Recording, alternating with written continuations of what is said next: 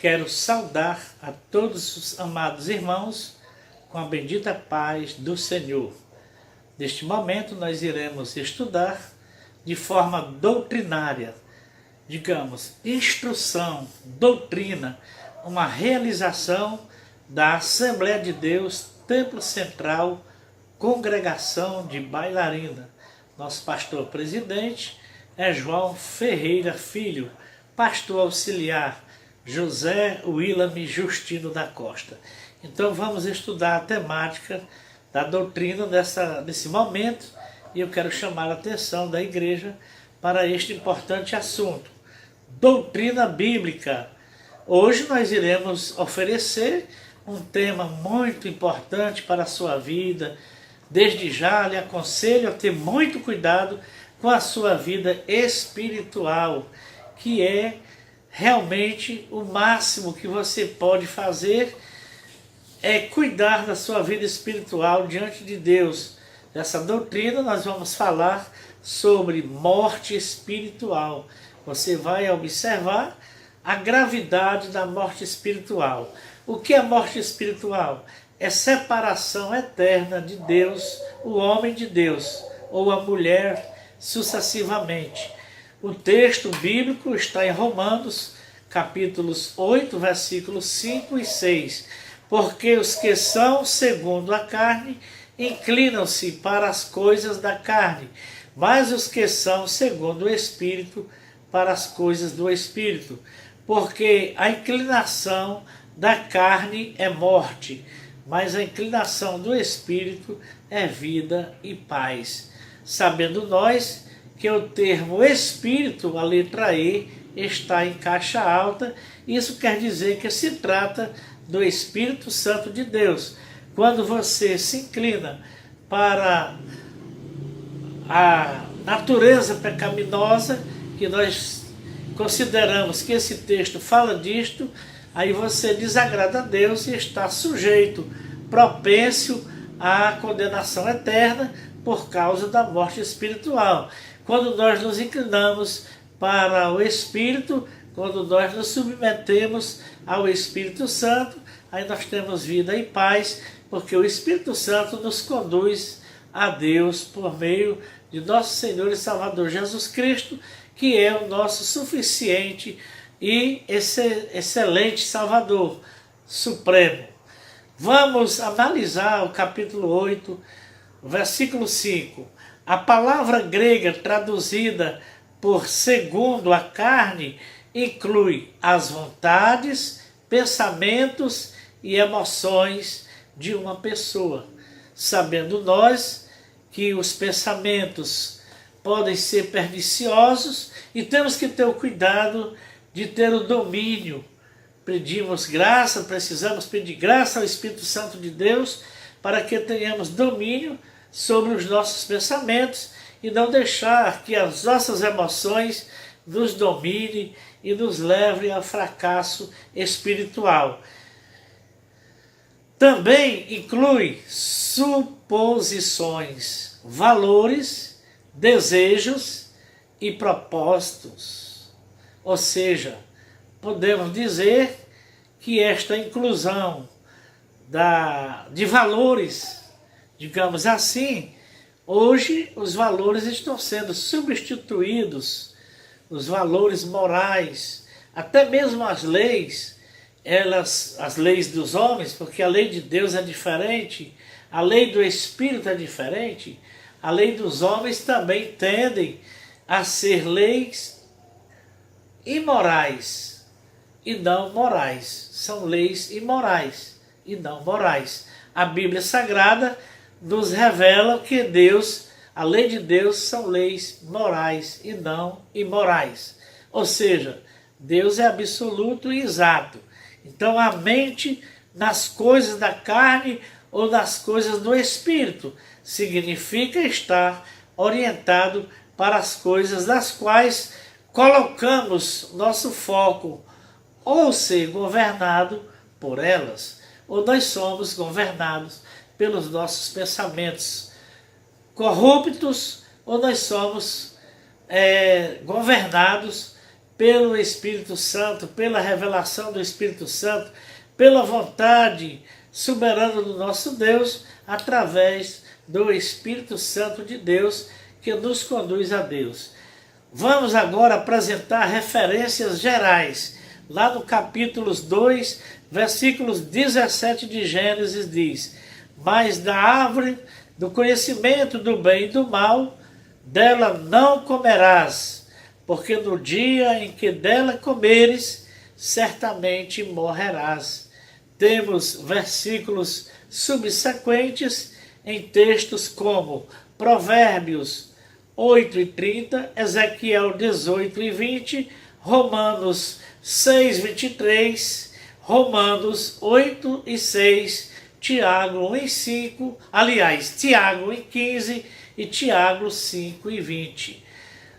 Só ressaltando, meus amados, que Deus havia dado um mandamento ao homem, no caso Adão, e mesmo sendo um mandamento, ele não obedeceu, e sendo assim, caindo em transgressão e passando a viver uma vida de perdição, até que o Senhor o perdoou e o abençoou, porque o Senhor é misericordioso.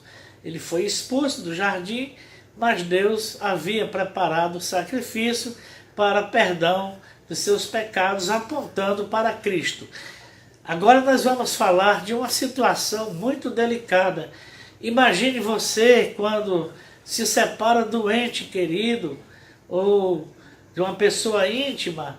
Certamente o seu sofrimento é muito elevado, é muito forte. No meu caso, eu perdi minha mãe ainda, creio eu, com 8 anos de idade. Foi uma grande perda, e perdi outros membros da família, uma tristeza muito profunda. No caso do descrente, quando ele morre, certamente, como ele não atendeu aos quesitos do Evangelho, ele não vai poder entrar no reino de Deus, de acordo com as Escrituras. Então, digamos que quando morre uma pessoa, ou seja, o que é a morte? É a cessação da vida neste mundo. Mas a morte espiritual é a separação do homem para com a presença, para com Deus, e o tormento eterno. Então, por isso que a Bíblia enfatiza morte eterna, chamada a segunda morte, de acordo com Apocalipse, capítulos 21 e 8. E a nossa esperança é que quando morre uma pessoa que ela segue a Jesus através da fé, nós temos a esperança de reencontrá-la no reino de Deus. Então, por esse motivo, nós queremos lhe aconselhar que você e eu, no caso, tenhamos muito cuidado com a nossa vida espiritual.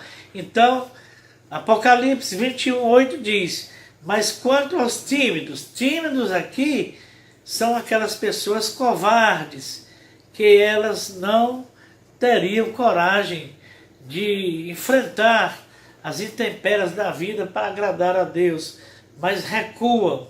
E nós, como diz lá em Hebreus, capítulos 10, na altura dos versículos 39, nós não somos daqueles que recuam para a perdição, mas aqueles que perseveram para a conservação da alma.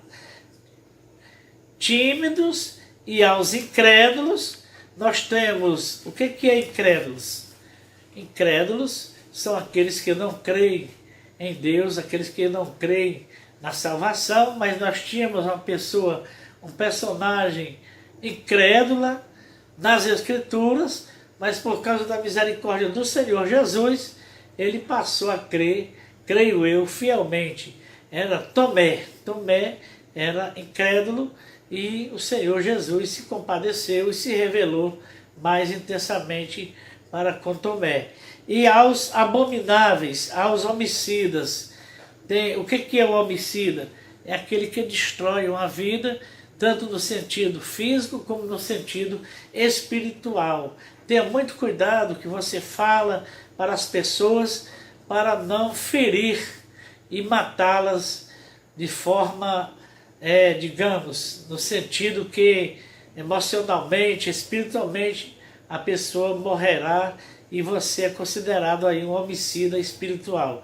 E aos fornicados ou fornicadores, que são os impuros, tenhamos cuidado, né? Leito sem mácula, jovens, tenham cuidado com seus relacionamentos, senhores, senhoras, tenhamos, enfim, o cuidado. E os feiticeiros, e aos idólatras, e todos os mentirosos. A mentira, ela pode acontecer por meio de palavras e por meio de atitudes também. Ou uma meia-verdade, ou a omissão da verdade, o acréscimo da verdade. A verdade tem que ser absoluta. A verdade absoluta é Cristo. E nós temos a qualidade da verdade e que devemos praticar a verdade. Sua parte será no lago que arde com fogo e enxofre, o que é a segunda morte. Então não é o pastor William que está afirmando, mas é a Bíblia Sagrada, a nossa regra de fé. Aleluia! A Bíblia Sagrada diz isso. É ela que assim revela para nós os quesitos da salvação. Agora nós vamos estudar subpontos para a nossa meditação. A consequência. Tudo gera uma consequência, boa ou não. Consequência necessária do pecado. Romanos 6, 16, 21, Romanos 8 e 13, Tiago 1 e 15. O nosso segundo item é o salário do pecado. Ou seja, amados, existem muitas pessoas que verdadeiramente elas reclamam muito acerca do salário. Elas não galgaram uma profissão, não estudaram, não fizeram por merecer, e quando recebem um salário, elas reclamam. Imagine o salário do pecado de acordo com Romanos 6,23, que é a morte eterna, a separação do homem para com Deus. Aqui, quando nós sofremos neste mundo, mesmo aquelas pessoas que não conhecem o Evangelho, que não recebeu a revelação do Evangelho, quando elas estão em apuros, elas dizem, meu Deus, me acuda. Enfim, elas se lembram de Deus. Mas depois que elas caírem na condenação eterna, elas não terão mais como recorrer, não terão mais solução. O ouvinte amigo, pense bem, reflita nessas palavras e aceite Jesus. É simplesmente isso, para que Jesus faça uma grande obra na sua vida. Vamos orar pelos nossos parentes, familiares que estão distantes do Evangelho, para que o Senhor Jesus realize uma grande obra. A posição que cabe aos ímpios, sabendo nós que esta posição não é para nós como igreja, mas é para os ímpios, de acordo com Mateus capítulos 25, versículos 41 e versículos 46, Romanos capítulos 1, versículos 32. Item 4, o caminho para a morte descrita. É uma descrição do caminho, está em Salmos 9, versículos 17, Mateus capítulo 7, versículos 13. Ou seja, a porta é apertada, o caminho é apertado e estreito. Existem pessoas que pensam que estão no caminho estreito, mas não estão. Precisa muito cuidado com essa questão. Futuramente nós podemos estudar mais detalhadamente a respeito deste assunto. A justiça aos seus próprios olhos conduz à morte. O homem, por mais que ele faça boas obras, por mais que ele se ache religioso, ou até mesmo crente, não pode justificar a si mesmo, né? Somente Deus, o Senhor Jesus, pode justificar o homem.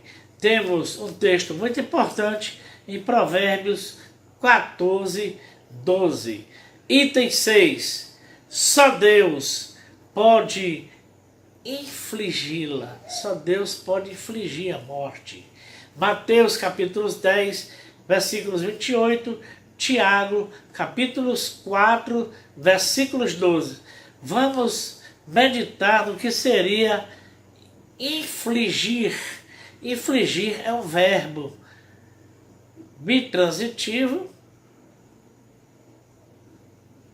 que significa impor, aplicar pena, castigo, repressão, etc. Combinar muitas aos infratores. Subponto 2, interpretativo da palavra. Bitransitivo, causa algo desagradável. Por exemplo, a seca infligiu grande prejuízo aos agricultores. Isso quer dizer que por mais que as pessoas recorram a recursos humanos na seca, somente Deus é provedor da chuva e tem o controle da natureza. Nesse sentido, só quem pode providenciar a chuva é Deus. E só quem pode vencer a morte é Deus. E Ele dar ao homem o privilégio de ter vitória sobre a morte por causa de nosso Senhor e Salvador Jesus Cristo. É descrita como banimento para longe de Deus. 1 Tessalonicenses 1:9. Sociedade com o diabo. Imagine, capítulos 25 e versículos 41. Ou seja, o lago de fogo foi feito para o diabo e seus anjos, não para o homem. Mas por causa da desobediência, infelizmente, esta é a triste consequência. O lago de fogo, Apocalipse 19, 20, 21 e 8. Ou seja, Apocalipse, capítulo 19, versículos 20. Capítulos 21, versículos 8. O verme que não morre, Marcos 9, 44. As trevas exteriores, Mateus 25, 30. Amados, imagine que esse tipo de treva é algo terrível. Geralmente nós não queremos estar na escuridão. Porque temos luz? Porque a luz é boa. E as trevas é terrível. É um negrume das trevas para sempre. De acordo com 2 Pedro 2,17. Nós podemos estudar isso mais detalhadamente em escatologia, quem sabe. Indignação, ira e etc. Em Romanos 2,8, 9. Aqui a ira pode-se dizer que pode se dar um jeito, mas nesse caso não, porque é uma ira eterna. É chamada de destruição. Romanos capítulos 9, versículos 22, 2 Tessalonicenses capítulos 1, versículos 9. Perecer, 2 Pedro 2 e 12. A ira vindoura, 1 Tessalonicenses, capítulos 1, versículos 10. A segunda morte, Apocalipse 2 e 11. Olha, irmãos, como a Bíblia comprova esta verdade. Por isso, meu amado irmão, ande em vigilância, viva em oração, tenha muito cuidado com a sua vida, porque a morte espiritual é algo que não será mais solucionado. Aqui as pessoas, por força do dinheiro, querem antecipar, mas é Deus que dá a sentença da morte. É Deus que promulga a sentença. Então tenhamos o cuidado para não cairmos em tentação. A ressurreição do juízo, de acordo com João 5:29. A ressurreição para a vergonha, Daniel 12:2. Haja visto, meus amados, que nesta questão lá, quando nós estudamos escatologia, nós entendemos que os mortos, os que morreram sem Jesus, sem comunhão com Jesus, sem estarem em Cristo, ressuscitarão na segunda ressurreição para julgamento e condenação eterna.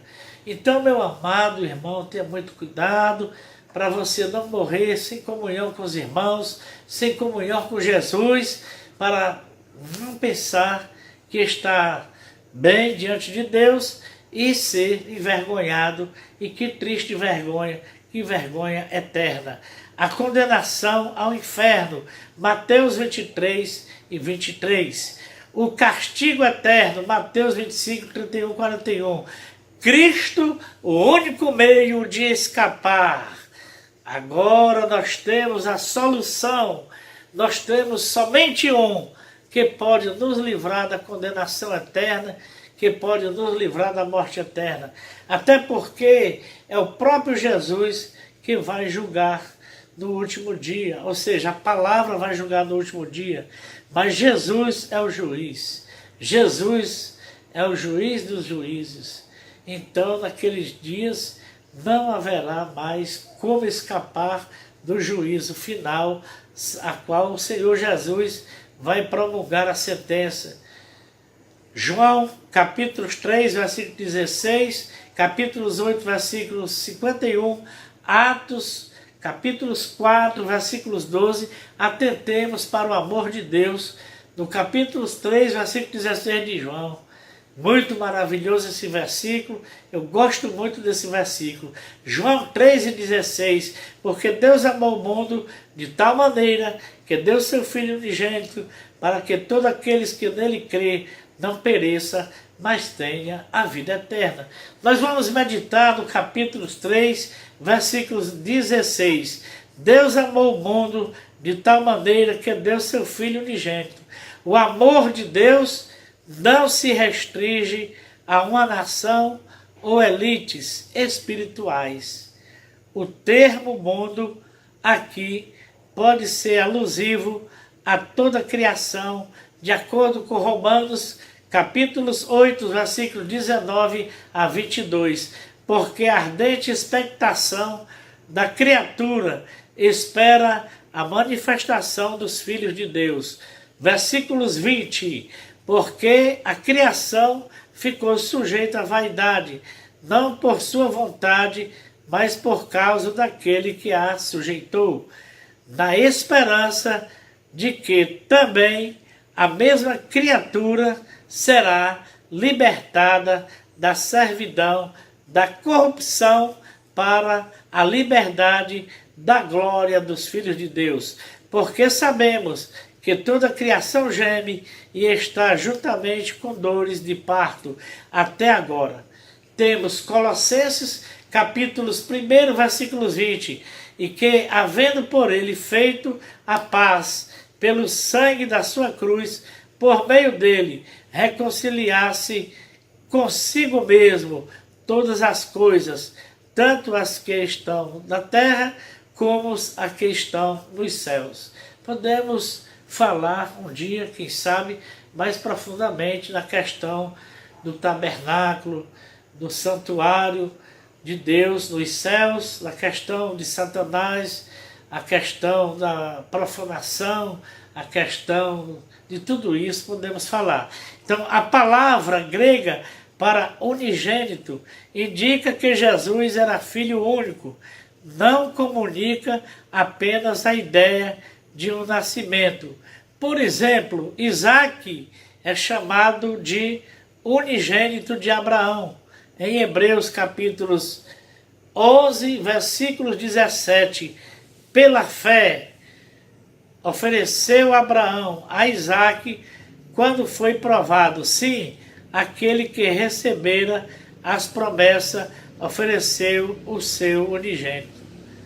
Na Septuaginta, a versão grega do Antigo Testamento, em Gênesis 22, 2, 12:16, e disse: toma agora o teu filho, o teu único filho Isaque, a quem amas, e vai até a terra de Moriá e oferece-o ali em holocausto sobre uma das montanhas que eu te direi. Então disse: não estendas a tua mão sobre o moço e não lhe faças nada, porquanto agora sei que temes a Deus e não me negaste o teu único filho. E disse: por mim mesmo jurei, diz o Senhor, porquanto fizeste esta ação e não me negaste o teu filho, o teu único filho. Mas, meus amados, na verdade, Abraão tinha 2 filhos, Ismael e Isaque. O filho de Deus é o filho único do Pai, o seu unigênito. É porque Isaque é filho da escrava, não tinha direito na herança como promessa, apenas em presentes que Abraão concedeu, porque a promessa era para Isaque. Ou seja, nós somos filhos da promessa em Isaque, em Jesus Cristo. João 8,51. Em verdade vos digo que se alguém guardar a minha palavra, nunca verá a morte. Vamos observar o capítulo 8, versículo 51. Jesus, por sua graça, estendeu aos líderes judeus a promessa do perdão e da vida eterna. A expressão minha palavra aqui se refere que ele disse sobre si mesmo. Morte não se refere à morte física, mas à morte espiritual, que é resultado da separação eterna de Deus. Atos capítulos 4, versículos 12. E em nenhum outro há salvação, porque também debaixo do céu nenhum outro nome há dado entre os homens, pelo qual devamos ser salvos. Nós respeitamos os profetas, consideramos a própria mãe de Jesus, que na verdade ela cumpriu o que Deus determinou, mas não há outro Salvador, outro nome a qual possamos ser salvos. Vamos meditar no capítulo 4, versículo 12. Nenhum outro nome há salvação. Apenas mediante a fé no Jesus histórico, o Filho de Deus encarnado, que morreu e apareceu redivivo. É possível, meus amados, que alguém seja salvo. Então, salvação é somente por meio de nosso Senhor e Salvador Jesus Cristo. Quem tem a vida espiritual, tenha muito cuidado para não perdê-la, tenha muito cuidado em sua vida, permaneça fiel, permaneça firme e tenha cuidado, vigie, tenha uma vida consagrada, que Jesus é misericordioso e certamente você vai ter vitória. Agora, nesse momento, vamos orar por todos os amados irmãos, por todas as famílias, pela igreja, pelo ministério, para que o Senhor nos dê graça e nos dê vitória. Pai Santo, Pai Justo, guarda os teus servos poderosamente, maravilhosamente, tenha misericórdia de nós, não deixa nós cairmos em tentação, que nós possamos, Pai, ser zelosos, obedientes a Ti e preservar, Pai, a nossa vida na Tua presença, em comunhão contigo.